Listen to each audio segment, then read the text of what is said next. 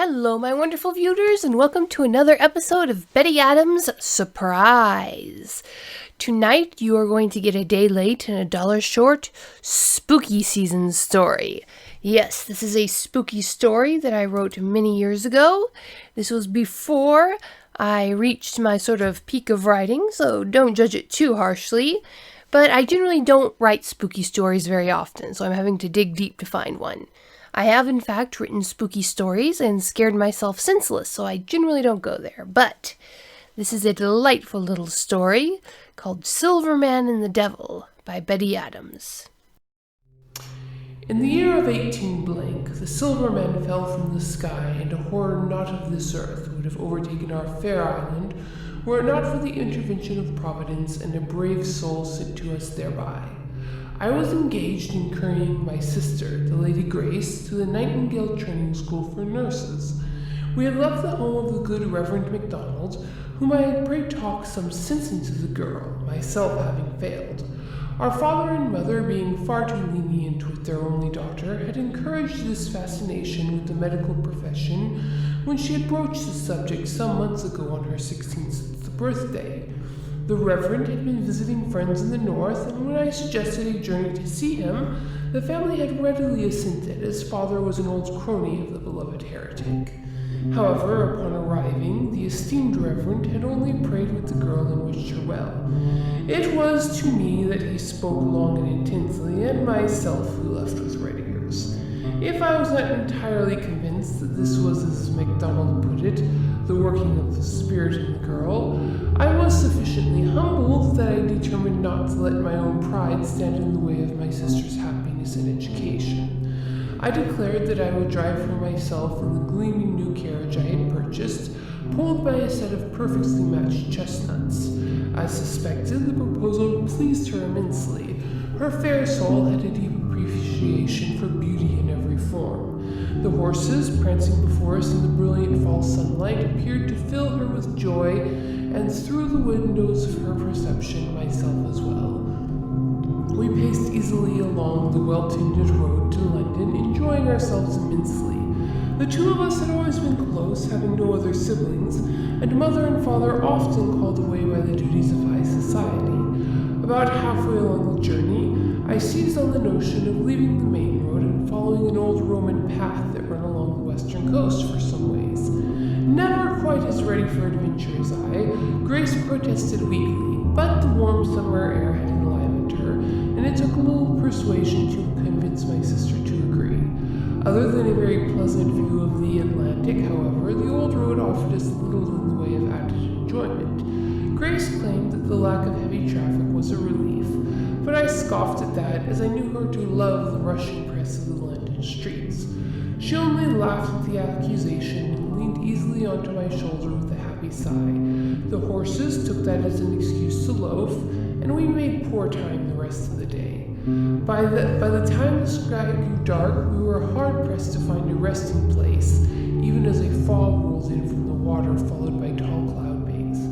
Finally, we came to an empty house, and I determined that this would have to do in the place of an inn. Full dark found us sitting more or less comfortably around a cheerful fire, while Grace read avidly out of Nightingale's Notes on the Matters Affecting the Health, Efficiency, and Hospital Administration of the British Army. The thick tome dwarfed her delicate hands, and yet did not appear out of place in them. I fancied I was quite coming to terms with my sister's little madness. Just as these thoughts took root in my brain, the animals began to call out fearfully from the shed where I had stabled them. Grace gasped and clutched the book to her chest. Without having to even see the word forming on her lips, I shook my head firmly. It is not wolves, dear sister, as I have repeatedly assured you they were all hunted out several years ago.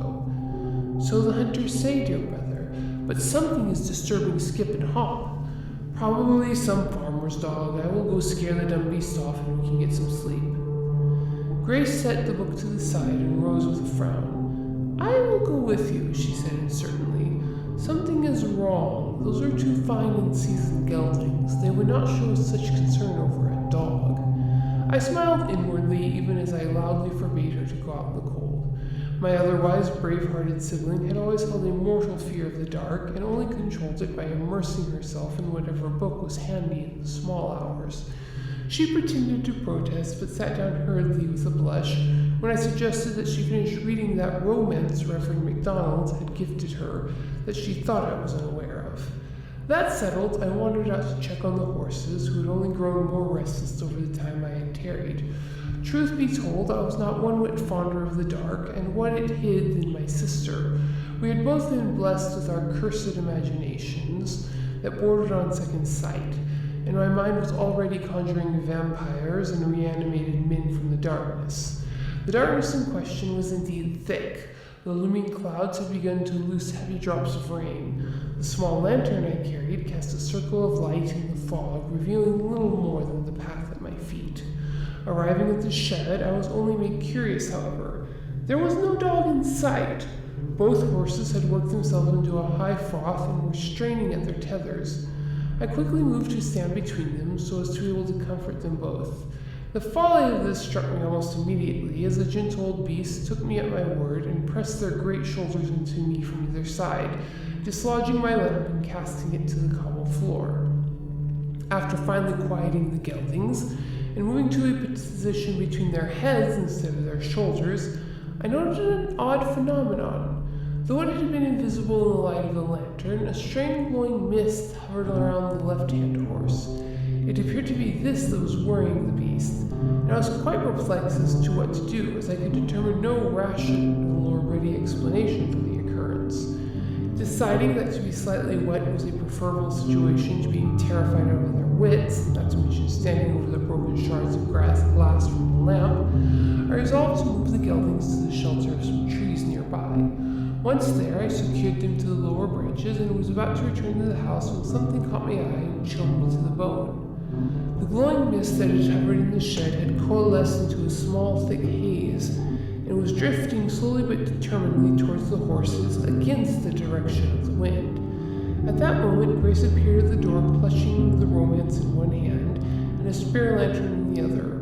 Her bright eyes and quick mind read the situation in a moment, and she gasped and dashed to my side. "Whatever is it?" she demanded, more awe than fear in her voice. "I do not know, but I doubt it is dangerous," I stated. Grace shot me a withering glance as the glowing cloud drew ever nearer through the rain. "The horses fear it," she said firmly, "and Father says that they have more sense than most men. I think it would be best if we quit this place." Agreeing readily, I untied the animals and was about to lead them to the carriage when a crack like thunder sounded and a bright flash blinded me. Vision clearing, I staggered and found myself clutching my sister as we supported each other in the night of the lantern. While we had been distracted by the glowing cloud, had descended on the gelding. The other stood nearby, unwilling to leave its mate, but clearly terrified. The affected animal was lying on the ground, thrashing and writhing and screaming in terror as the golden fog surrounded it. We two stood transfixed in the rain as the strange presence gathered around the animal's head and flowed into its nostrils, mouth, ears, and eyes. After a moment, the horse stopped struggling and lay panting. Grace gave a small sound of pity and moved as to approach and comfort the beast, but a sound from the house caught my ear and I cried out and pointed. Out of the rubble where it used to stand stepped a gleaming figure somewhere between a man and a kangaroo in shape. Its reflective hide was studded with gemstones and what appeared to be fine electrical wiring, and it had neither hands nor face. It seemed to turn its attention toward us and called out in some foreign tongue. "The poor thing is hurt!" Grace exclaimed. And indeed, I could now see that the creature was damaged about the lower limbs. It called out again more urgently now and began to stagger towards us. Fearing its intentions, I grabbed my sister and turned to flee, only to come face to face with Chestnut. He was calm now, standing firmly and glaring at us with wicked glowing red eyes. His forelegs had begun to wither, even as his shoulders bulged and contorted.